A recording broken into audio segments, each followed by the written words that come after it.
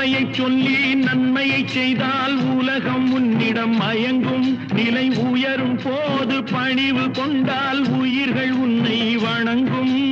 உண்மை என்பது அன்பாகும், பெரும் பணிவு என்பதும் பண்பாகும்.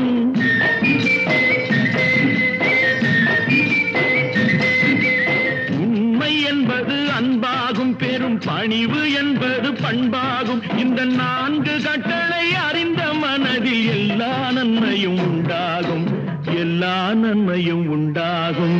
6 மனமே 6 அந்த ஆண்டவன் கட்டளை 6. 6 மனமே 6 அந்த ஆண்டவன் கட்டளை 6.